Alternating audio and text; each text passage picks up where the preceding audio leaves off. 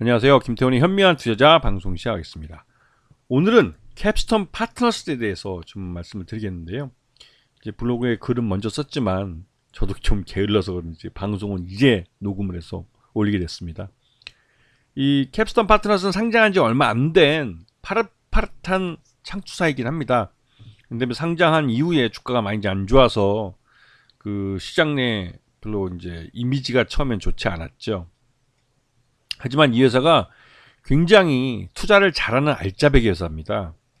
그리고 보시게 되면 요번에 이 창수사들은 지난번부터 계속 말씀드렸지만 이 만기를, 그러니까 회사 예정일이 있는 해에 얼마를 몇 개 이제 투자조합이나 이 PF 같은 것들이 이제 만기를 맞느냐, 이걸 잘 보셔야 되는 겁니다. 투자조합에 투자를 자기 직접 돈으로 직접 하기도 하고, 투자조합을 모집해서 운영을 해서 운영 수수료를 받기도 하고 하는데, 결국은 가장 큰 돈이 들어오는 건 이 운영을 이제 마무리하고 이제 결산을 해서 이제 해산이 만기가 돼서 해산이 됐을 때 그때 성과 수수료를 받는 부분이 굉장히 큰 수익으로 돌아옵니다. 그렇기 때문에 올해 캡스톤 파트너스가 갖고 있는 이 투자 조합이나 투자 펀드 중에 2024년에 이렇게 만기가 맞는 해산 예정일이 돌아오는 이런 것들을 잘 봐주셔야 되는 거죠. 캡스톤 2018 성장지원 투자조합, 이것도 지금 5월 31일 날 만기가 예정돼 있고, 그 다음에 그 하나캐피탈하고 같이 한 캡스톤 벤처 투자 조합이 이것도 지금 뭐 7월 28일 날 만기가 돌아옵니다. 그리고 하나캐피탈과 함께한 그 캡스톤 벤처 투자 조합 2호도 9월 8일 날 돌아오죠. 그래서 이렇게 돌아오는 만기가 돌아오는 것들이 결국은 그해 성과 보수로 받는 거기 때문에 이러한 것들을 잘 봐줘야 됩니다. 그러면서 또 한편으로 그 작년 2023년 실적이 갑자기 3분기까지 흑자를 내다가 4분기 때 적자로 돌아선 이유가 이 하나 캡스톤 AI 플랫폼 투자 조합과 그다음에 그 외에 여러 가지 투자 조합들이 이 파두라는 반도체 회사에 투자를 했다가 이 회사가 파두가 상장하자마자 한 달 만인가요? 그 적자로 돌아섰습니다. 그러면서 파두 사태라는 말까지 나왔죠. 신규로 이제 기술성 검증을 받고 이제 기술성으로 이제 그러니까 상장을 한 회사들은 당장 실적이 나쁘더라도 향후 실적이 좋아질 수 있는 그런 미래 예측치만 갖고도 상장을 시켜줬습니다. 그런데 그 미래 예측치가 터무니없게 틀려버린 거예요. 이게 이제 그래서 이제 파두 사태라는 말이 나왔는데, 파두가 적자로 확 돌아서면서 대규모 손실을 내면서 여기에 투자를 한 하나캡스톤 이 플랫폼 투자 조합이나 이런 투자업들이 갖고 있던 보유 이 파두 지분 때문에 이 보유 지분 평가손이 엄청나게 크게 발생한 거죠. 그러다 보니 적자로 돌아설 수밖에 없었습니다. 이건 회계상 적자이기 때문에 회사 밖으로 자금이 유출되지 않아서 당장은 뭐 회사가 뭐 현금 쪽으로 문제가 있지는 않습니다. 그래도 이러한 일이 이제 발생하는 건 창수사들의 고유의 사업 모델 때문에 이제 발생을 한 거죠. 그런데 이 캡스톤이 유명한 이유는 이 AI나 핀테크나 자율주행 같이 요즘 시장에서 핫한 쪽에 투자를 잘 해놨다는 거죠.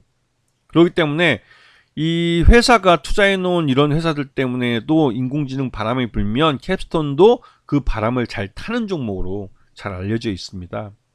그리고 당근이니 커리니 또 두나무, 직방 이런 회사들에 투자해 놨기 때문에 이 캡스톤은 나름대로 투자를 잘 해놨고, 또 이런 회사들이 그 장외 기업이지만 여기서 뭐 그 나름대로 이제 그 투자를 잘한 회사로 이제 일각수라고 그러죠. 그 유니콘 기업이라고 불리는 이런 업체들의 투자를 잘 해놨다고 알려져 있는 거죠.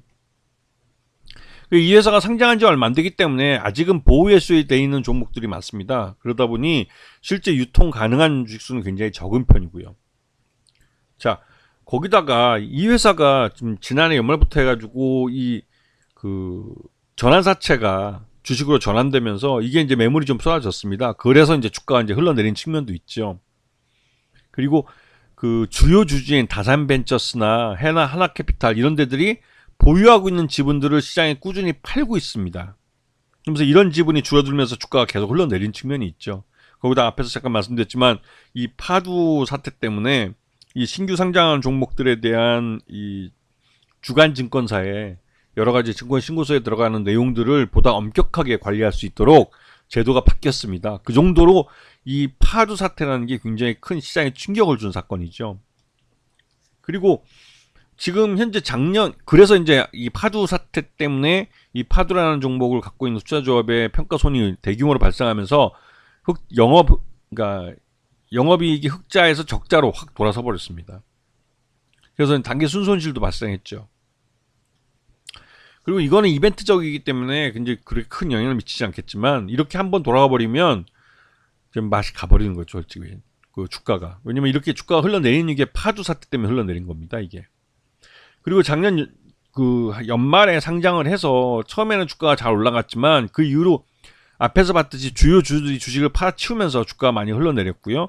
그 연초 들어와서 인공지능 테마 바람이 불면서 이 회사가 인공지능에 대해 투자를 잘 해놨기 때문에 그 테마 바람을 제대로 타고 주가도 많이 회복했었습니다.